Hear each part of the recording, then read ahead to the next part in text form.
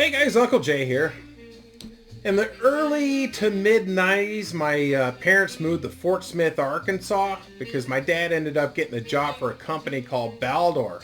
And shortly after they moved there, I ended up moving in with them for a couple years, and I was thinking, I wonder how much that house is worth nowadays. I was just curious, you know? And so I went on Trillia.com, and I remember the neighborhood, you know, but not the exact address. And I found the house, and I'm going to show you guys this place. So let me switch over here. Ugh. So here it is. This is the house that my folks used to have, and this was my bedroom right here. This window right here facing the front yard, and it brought back a memory. At that time, when I was living there with them, I was working. I ended up getting a job at Camelot Music in the mall. And my boss, his name was Matt, and his girlfriend, Natalie, they had a place. And not far from here. And I remember one night, in the middle of the night, in a hot summer, I wonder if it was the same summer that tornado ripped through Fort Smith and just fucked everything up. I think it could be.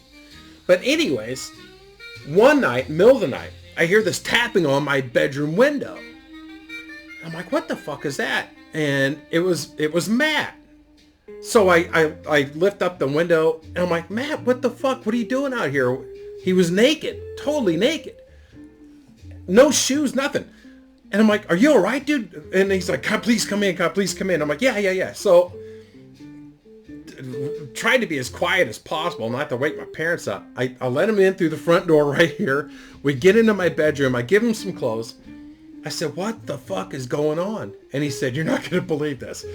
He said, I'm trying to sleep. I got gas cramps, and I had to fart really fucking bad. And I just roll over and I look at Natalie, and she's sleeping so soundly and just looked like an angel. I just had to ruin it for her. I'm like, okay. He said that he managed to slither out from the bed, and he went around to the other side of the bed, and he crawled on top of the covers, and he parked his ass right above her head. So he said that he's on his hands and knees, and he yelled out, Natalie! And she sat up, buried her face right in his ass cheeks, and then he gave her the good news. He said he blasted her so hard that it was awful. And he said that he started laughing hysterically. And she managed to push him outside the house and deadbolted the door, and he couldn't get back in. And he's like knocking on the door. Natalie, please let me in. I'm sorry. She wasn't having it. She said, fuck off. You're not coming in. And he said that he waited out there for a long time. And once he realized that he wasn't getting back in the house, he said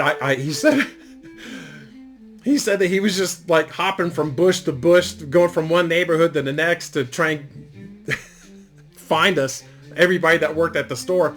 He said, I stopped at Johnny's place. His truck wasn't there. I stopped at Ryan's place. His car wasn't there. Ryan used to live with his grandparents. And, I